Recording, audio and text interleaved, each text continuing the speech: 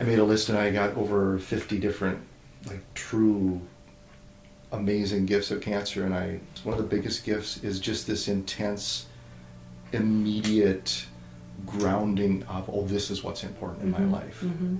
I got to be a daddy. That's a big one. And I got to be a coach. And I got to keep doing music.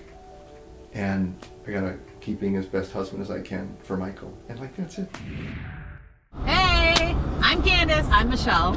And we are where? We are headed to Andy and Michael Nelson's house to hear their story about cancer survival and how it has really given them the gift of figuring out their Zeke. You know, that is the word that I keyed in on the first time you ever told me about him and their story, was that even in the midst of cancer, he was looking for the gifts and the lessons that life was teaching him. And I think that is why he was at the top of our list when we decided to, start to shoot these videos and go on these adventures and want to include a story like this in our book. I think he has a lot to teach people. Yeah. So we're telling these stories as a way to introduce our book, Finding Your Z, in hopes that you will also get some inspiration from Michael and Andy's story. We can't wait to tell it. Yeah, I can't wait to meet them.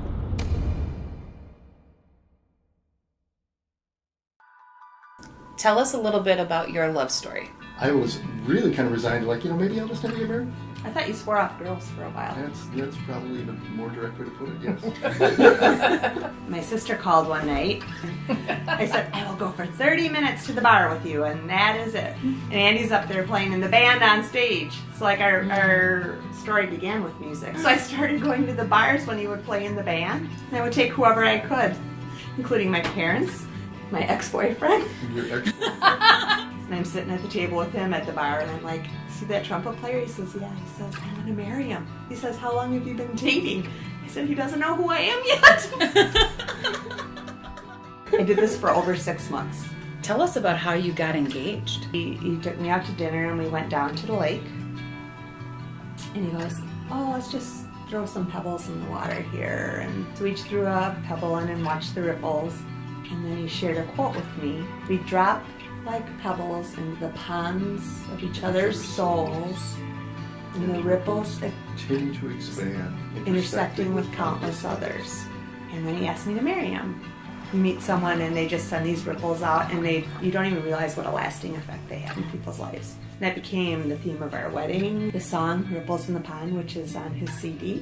Maybe you just have to be older to realize how much the people you cross paths with matter, and how important you can become to somebody else. Can you tell us about the day you found out you had stage 4 cancer? Part of me really couldn't believe it. The doctor came back and he pulled out a chair and he sat down, and my heart sank. Like, don't pull out the chair. Don't need that much time. When he said that, I'm going to be hopeful till you tell me I can't be. I'm like, okay, I'm going to adopt that. That sounds great. Let's do that, I feel like going through stage 4 cancer is like going through a near-death experience in slow motion. I felt you saying, no way. I am not going to let this guy die without a fight. I didn't even have time to know what the heck was happening, but I just felt that you were the leader in bringing all the powers of the universe to me, like nothing short of that. I made a list and I got over 50 different, true amazing gifts of cancer. One of the biggest gifts is just this intense, immediate grounding of, oh, this is what's important in my life. I got to be a daddy. That's a big one. And I got to be a coach. And I got to keep doing music.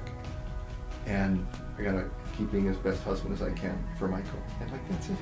There was a night very early on where I remember my son Alex wanted to have a conversation. At the end of it, he just gave me this hug and said, thanks, Dad. And I left his bedroom and went into our bedroom and just started crying next to Michael. There was some anger it got, honestly, of was this your plan? For the record, I don't think that's a good plan. I want to be a daddy. Let me be clear, damn it. I want to be a daddy. Thank God for that gift of that moment, as emotional as it was for me. because now it is so much easier for me. One of the things that I journaled about was, God, help me to do something beautiful with my life. Like, that's all I really want to do. And that's where I feel like I'm answering God's call the best and being my full self if I can. So a few years ago, I kind of woke up with a start, and I just heard what I believe, what I know is God's voice just saying, Andy, I need you to reach more people.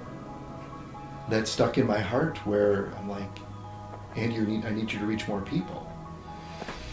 And I'm like, wow, and now I may only have a few months left? Like, wow, thanks. I've had tons of people come up to me at gigs and said, I used to play, and it's great to hear you play. And like now, these days as a coach, I'll often ask them, when are you going to start again?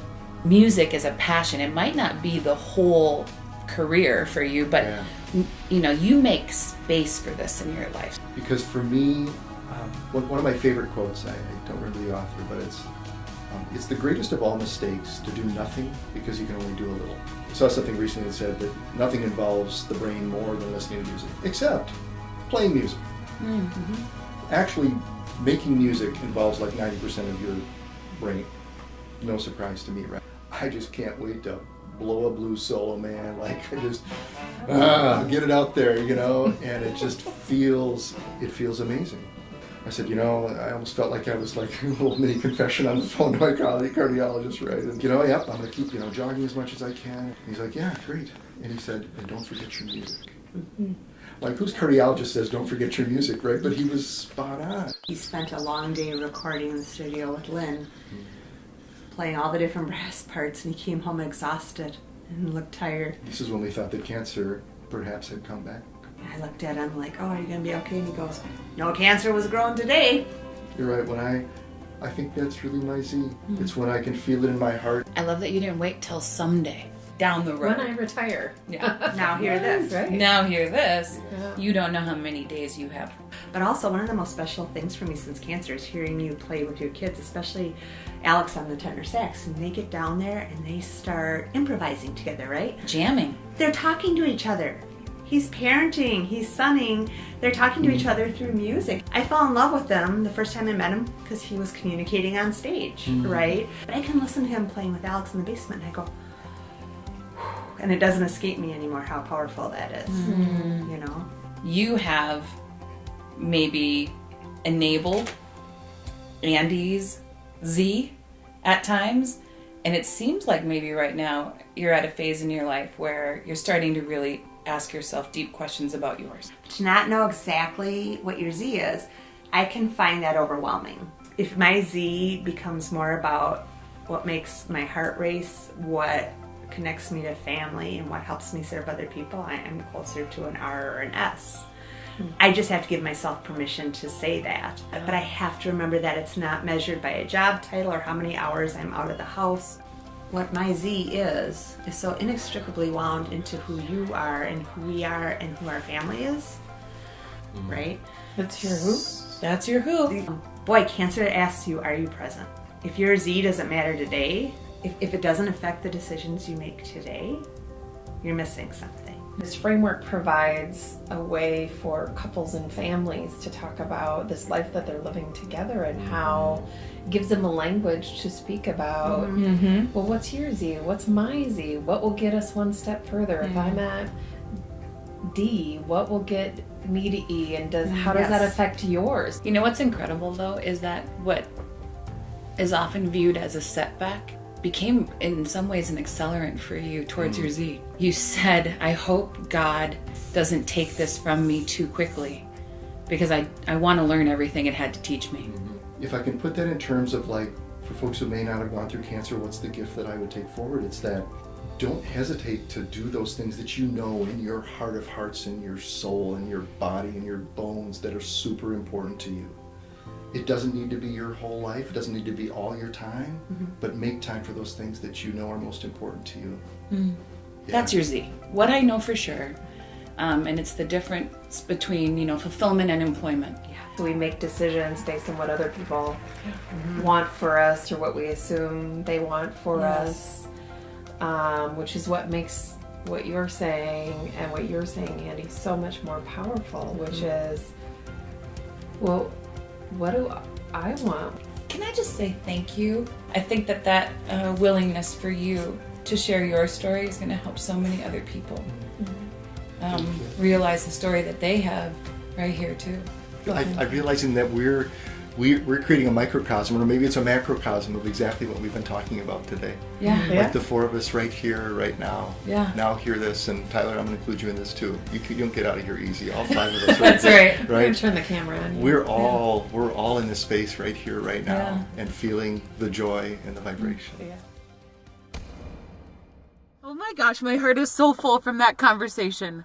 They are the cutest. So much love, so inspiring as a couple. Yeah. And Andy's story really has me asking myself questions, and I hope it has you asking yourself questions. If you had a blinding flash of clarity, what would you know for sure matters most in your life, right? And the who and the why are so clear for him, and I hope that they're becoming more clear for you. This has been such a great adventure. Yeah. Really taught me a lot about making life decisions based on your heart. Yeah. Heart. Yes. If you want to learn more about the new book that's coming out and follow us on more adventures, we hope that you join us by visiting the website www.findingyourz.com. Thank you for watching this video, and we hope that it inspires you to go find your Z.